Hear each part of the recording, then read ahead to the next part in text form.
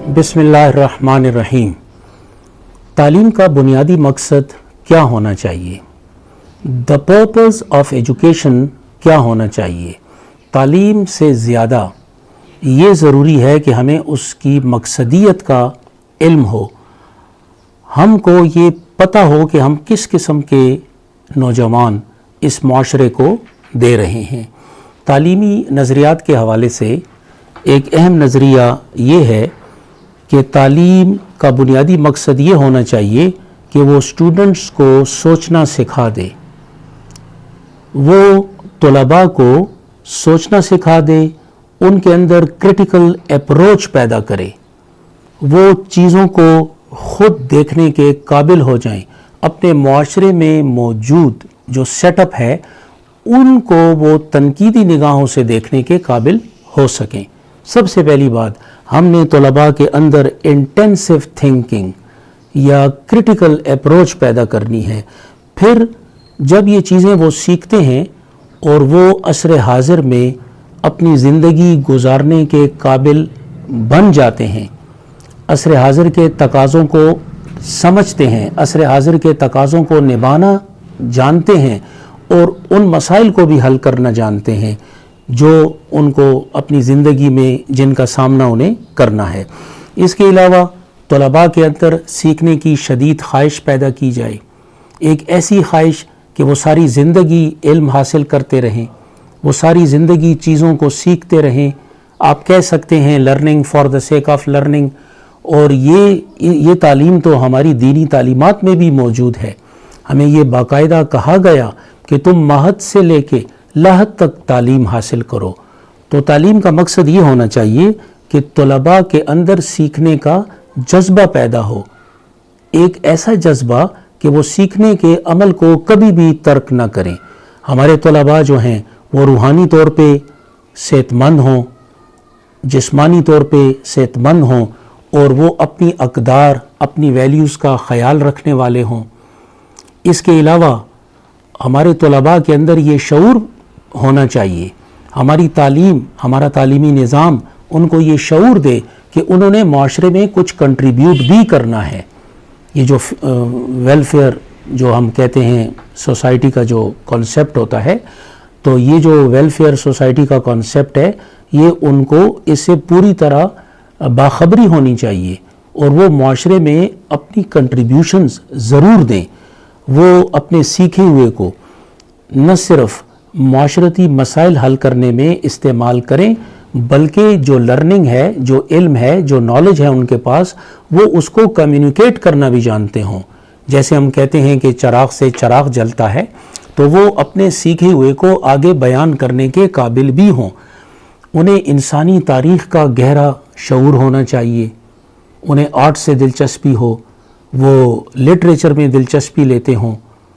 जब वो सारी चीज़ें साथ लेके चलते हैं तो उनके अंदर वो खूबियाँ, वो सलाहियतें पैदा होती हैं, वो सेल्फ़ क्रिएशन जिसे हम कहते हैं, वो क्रिटिकल अप्रोच और सोचने की वो सलाहियत उनके अंदर पैदा होती है कि वो उनको माशरे का एक फ्रूटफुल, एक मुफीद शहरी बनाने में मददगार साबित होती है।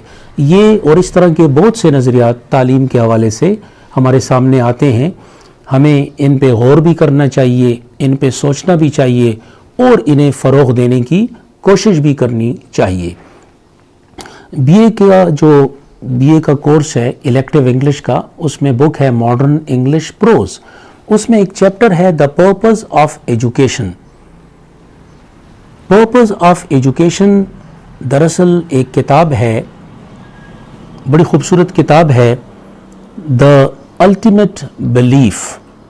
इसका राइटर जो है आर्थर क्लटन ब्रॉक है। इसका ज़माना 1868 से 1924 का है। इसने इसमें बड़े अच्छे नज़रियात पेश किए, बड़े मुफीद नज़रियात पेश किए तालीम के हवाले से, और बड़े मुनफरिद नज़रियात पेश करता है। वो कहता है कि तालीम ऐसी होनी चाहिए जो हमें प्यार करने वाला इंसान बना दे। हम अपने इर्द गिर्द मौजूद चीज़ों से, हम अपने इर्द गिर्द मौजूद इंसानों से प्यार करना सीख जाएं, हमारे अंदर मोहब्बत की नज़र पैदा हो जाए, ہم ہمیشہ محبت کے موڈ میں رہیں، اپنے کام سے محبت کریں، جو مقاصد ہم اپنے لیے چن لیتے ہیں انہیں پانے کے لیے جس لگن، جس انتھک محنت کی ضرورت ہوتی ہے وہ محبت کے بغیر ممکن بھی نہیں۔ دنیا کے بڑے بڑے لوگ جن میں سائنٹسٹس، سائنسدان، آرٹسٹ، جن میں سینٹس، نیک لوگ آتے ہیں، کائنڈ ہارٹڈ پیپل جنہوں نے معاشرے کی فلاح و بہبود کے حوالے سے سوچا، جن کی اپنی کنٹریبیوشنز تھیں، انہوں نے بڑے بڑے کارنامے سر انجام دیے، یہ سب محبت اور صرف محبت کی وجہ سے ممکن ہوا۔ انہیں اپنے کام سے لگاؤ تھا، جنون کی حد تک لگاؤ تھا، انہیں اپنے کام کے ساتھ عشق تھا، تب یہ اس قابل ہوئے کہ انہوں نے بڑے بڑے کارنامے سر انجام دیے۔ آرویل رائٹ اور ولبر رائٹ جنہوں نے جہاز بنایا، جنہوں نے جہاز کو ایجاد کیا، یہ سائیکل میکینک تھے اور اپنے گیرج میں سائیکلوں کو پنکچر لگایا کرتے تھے۔ ان کے پاس کیا تھا سوائے جنون کے؟ ان کے پاس کیا تھا سوائے لگن کے؟ ان کے پاس کیا تھا سوائے انتھک محنت کے؟ یہ محنت کرتے رہے، نت نئے تجربات کرتے رہے، ناکام ہوتے رہے، بار بار ناکام ہوتے رہے، لیکن یہ لگن محبت کے ساتھ اپنے کام کے ساتھ جڑے رہے۔ تو کلٹن براک ہمیں جو محبت کے موڈ میں رہنے کی بات سکھاتا ہے وہ یہی ہے کہ ہماری تعلیم ہمیں یہ سکھا دے کہ ہم اپنے کام سے محبت کریں۔ پھر ایک اور نظریہ، عام طور پہ کہا جاتا ہے کہ جناب سائنسدان تو بڑی صلاحیتوں کے مالک ہوتے ہیں، جناب یہ جو بڑے بڑے آرٹسٹ ہیں، یہ بڑے لوگ جنہوں نے عظیم کارنامے سر انجام دیے، یہ تو بڑی صلاحیتوں کے مالک تھے، لیکن ہم اس طرح کیوں نہیں سوچتے کہ وہ بڑی صلاحیتوں کے مالک تو تھے لیکن وہ پہلی مرتبہ کبھی بھی کامیاب نہیں ہوئے؟ جیسے میں نے آرویل رائٹ اور ولبر رائٹ کی مثال دی، آپ ٹامس ایڈیسن کو دیکھیں جس نے بلب ایجاد کیا، وہ تقریباً 1000 تجربات اس نے کیے اور ان میں ناکام ہوا، لیکن پھر آخر کامیابی نے ایک دن اس کے قدم چوم لیے۔ تو ہمیں اپنی سوچ کا زاویہ، ہمیں اپنا پیراڈائم ذرا سا تبدیل کرنا ہوگا۔ ہم اس طرح کیوں نہیں سوچتے کہ جس طرح سائنسدان، جس طرح عظیم کارنامے سر انجام دینے والے عظیم لوگ اپنے کام سے محبت کرتے تھے، انہیں اپنے کام سے عشق تھا، ہم بھی اپنے اندر وہ عشق پیدا کریں، ہم بھی ان کی طرح انتھک محنت کریں۔ وہ کوالٹیز، وہ صلاحیتیں جن کا ہم حوالہ دیتے ہیں، وہ صلاحیتیں ہمارے اندر بھی موجود ہیں یا پیدا کی جا سکتی ہیں مسلسل محنت سے، مسلسل تجربات کرنے سے۔ اقبال نے اس حوالے سے بڑی خوبصورت بات کی ہے، بے خطر کود پڑا آتش نمرود میں عشق، عقل ہے محو تماشائے لبے بام ابھی۔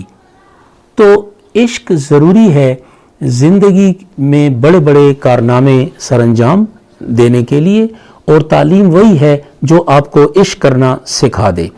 اگر عشق ہوگا تو بات بنے گی، بغیر عشق کے بات نہیں بنتی۔ دوسرا نظریہ بھی بڑا خوبصورت ہے، بڑا مفید اور بڑا منفرد ہے۔